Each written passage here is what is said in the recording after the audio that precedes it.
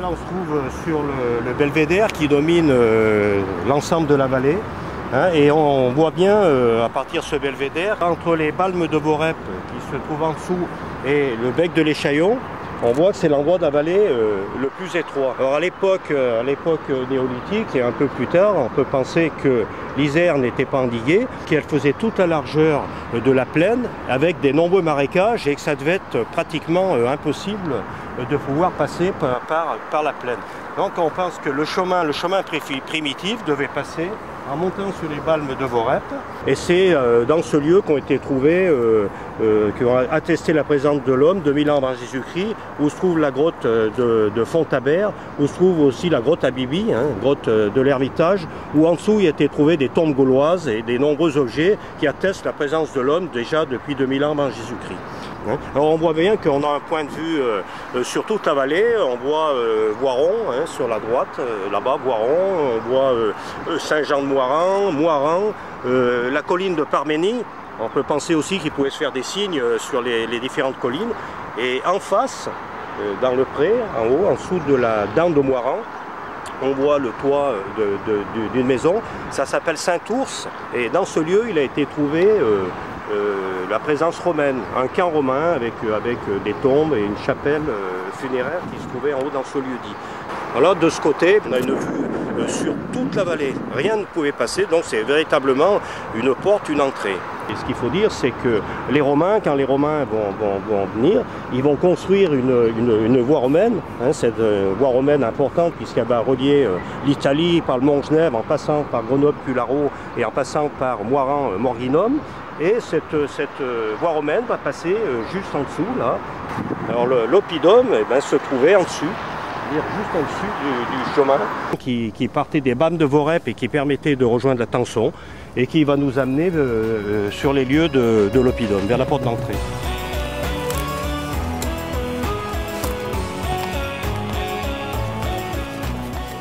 Donc le chemin primitif partait d'ici. Redescendez en direction des Buissières pour rejoindre Vorep derrière les écoles de Belle et arriver sur la place, vers la place de Vorep. Alors, là, le lieu où on se trouve s'appelle le Bourget. Alors on ne sait pas bien pourquoi ça s'appelle le Bourget, parce que à l'origine Bourget c'est un diminutif de bourg, mais on trouve pas de bâtiment, on trouve aucun bâtiment en 1750 à l'époque de la tasse de Dupuis. Par contre l'oppidum avec les bâtiments qui ont été remployés plus tard ont pu faire penser à des gens que c'était un petit hameau, un petit village et que ça a pu s'appeler le Bourget. Et quand on redescend plus bas, ça s'appelle les Buissières et pour cause on s'aperçoit qu'on est dans un lieu qui est couvert de buis. Ici c'est le chemin qui permet d'accéder à l'oppidum hein, qui se trouve sur un plateau. Et qui est clos de murs avec de doubles murailles. On va aller voir un peu plus loin comment il était fait, comment il était fermé. Là on arrive où on voit la falaise. On va remonter le long de cette falaise hein, et on va arriver vers le premier mur d'enceinte. Quand c'est arrivé dans ce lieu ici, on voit que la falaise vient rejoindre ici, mais il y avait une ouverture et une autre falaise un peu plus loin et il y a un mur. Donc ce mur va partir de la première falaise qu'on a vue là et va rejoindre la falaise ici. Voilà, le mur il rejoint la falaise ici, donc on voit bien ce grand mur qui a été fait en pierre sèche. Le seul endroit où on peut rentrer sur l'oppidum, c'est ici à la porte d'entrée. Pour rentrer sur le plateau. Alors c'est pareil, on se retrouve cette porte d'entrée. La falaise d'un côté, naturelle, bien entendu. Par contre, l'autre côté, où la falaise n'allait pas jusqu'au bout pour fermer, un mur d'enceinte a encore été fait avec des très grosses pierres. On voit des pierres énormes. Voilà.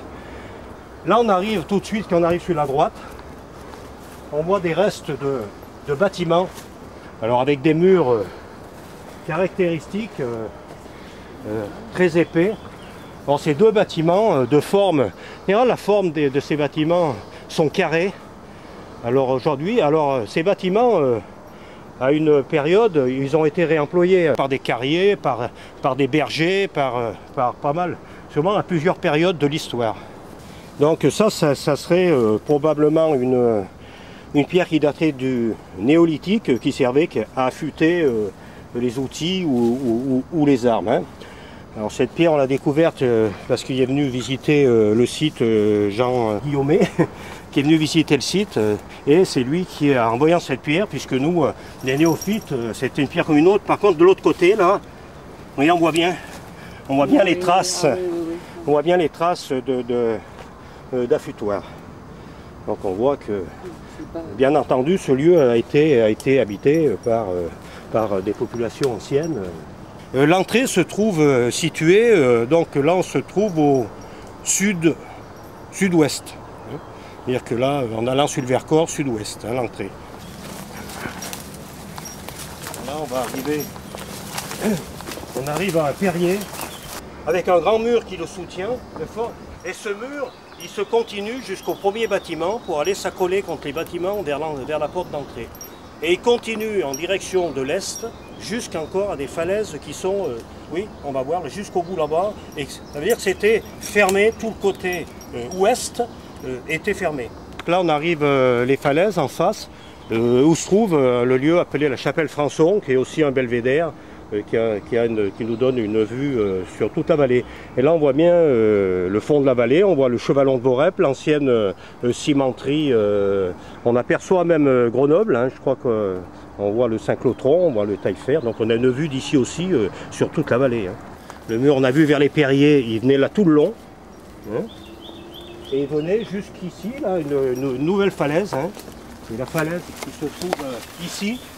Et d'ici, là on a un mur qui repartait et qui va monter tout le long le côté est, juste un autre bâtiment plus haut. On voit les restes de la muraille et du mur. Alors là on arrive sur le plateau, la première partie du plateau de l'oppidum, l'intérieur de l'oppidum. Alors aujourd'hui la végétation a repris le dessus, il y a des arbres un peu de partout, mais on a des photographies qui ne sont pas très vieilles puisqu'elles datent des années 50. Et les années 50, eh ben, c'est tout en pré et sûrement que des bêtes venaient paître ici à cette époque. Hein. Là on arrive sur le côté nord-ouest de l'oppidum avec des très gros restes de bâtiments. Et ce qui nous semble aussi ici, un perrier avec un ensemble de pierres fichées, ce qui nous laisse peut-être supposer, mais c'est qu'une hypothèse, que c'était peut-être un lieu religieux, enfin un lieu où les gens venaient se réunir. Hein. On n'est pas sûr. Alors là, il y a les grands murs, hein, on voit, ici, des murs, alors pareil, hein, des murs toujours faits en pierre sèche, hein, des murs, on voit bien, sans... il n'y a pas de bois à l'intérieur, c'est carrément, mais on verra plus loin exactement. Alors là, ça fait un ensemble de bâtiments. Et là, on se trouve bien à l'intérieur de l'oppidum. Jusqu'à ce jour, on n'a pas trouvé de source. On pense que là, il y a des rigoles, des grandes rigoles. Alors, à une époque, on a pensé qu'elles avaient peut-être été creusées par la main de l'homme, mais on a fait venir un géologue, professeur Delmas est venu et il nous a expliqué que ça avait été creusé par les glaciers, hein, qui se trouvaient ici. Et on verra qu'il y a des trous plus loin, ça peut correspondre aux scaliettes qu'ils appellent dans le Vercors, avec des trous. Hein. Alors voilà, c'est rigole. Mais là, par contre, on a l'impression de se trouver vers une forme comme un bassin. Et on se demande si l'eau ne venait pas ici se regrouper, qu'elle descendait là par les ruisseaux, par les rigoles. Hein. Voilà. Là on continue, on va aller sur la partie alors extrême, on se trouve donc nord-ouest. Et là on va arriver vers un bâtiment qui nous interroge déjà depuis longtemps, en pierre, on va aller voir. Il y avait une pierre qui bouchait sur le dessus aussi, donc à l'intérieur on peut aller voir comment c'est fait. Alors à quoi ça servait, réserve à grains, cabane, tombe. Il y a toujours des points d'interrogation sur ça. Hein. Alors, il semblerait que le fond soit bouché par des pierres. Alors bien sûr, bien entendu, personne ne veut toucher, ne veut déflorer le coin. Hein, en attendant que si un jour il y a des fouilles qui sont programmées, au fond on voit bien les pierres qui sont bouchées. Hein. Et puis là, voilà. Bien bouché. Ah non, mais c'est bien des cailloux qui ont été amenés. Hein. Donc on voit bien ici. Donc, Donc c'est des rigoles qui ont été faites avec les glaciers. Hein. Et on voit que, alors là, on arrive à... Nous, on pense que c'est peut-être une tombe ou alors quelque chose comme on vient de voir hein, ici, puisqu'on voit que cette pierre a probablement été déplacée, devait se trouver dessus, cette grosse pierre. Hein. Et là, on a la même chose. Hein. Là, ici, on a ici, mais les pierres y sont encore, donc on a avec des trous dessous qui viennent là. Hein. Donc là, on arrive à l'extrémité nord-ouest de l'oppidum. Hein. Ici, on a une pierre fichée hein, qui est là, ici. Donc on la voit bien là. Elle s'est coincée un peu dans l'arbre, mais on voit bien qu'elle a été posée ici, cette pierre. Là, on arrive sur l'extrémité et là, on voit la falaise qui s'arrête ici.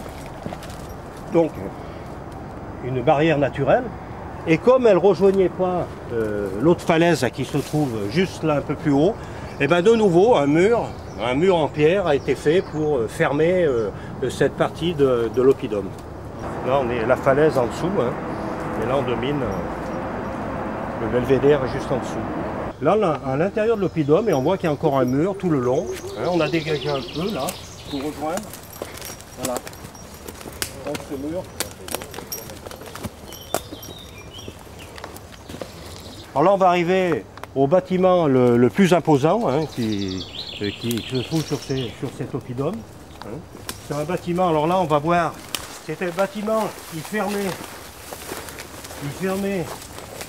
le côté nord-est du bâtiment. Alors, on voit le mur qui descendait, qui allait rejoindre en bas le côté sud-est, hein, le mur qui continue. Hein. Voilà. On voit le bâtiment, il est accolé contre la falaise et on va aller à l'intérieur, on va voir, c'est un bâtiment avec des murs qui font 3 mètres de largeur. Là on arrive à la porte d'entrée. On voit quelques tuiles hein, qui ont été réemployées, on voit que ce n'est pas des tuiles d'époque. Et là on arrive dans ce fameux bâtiment. Hein.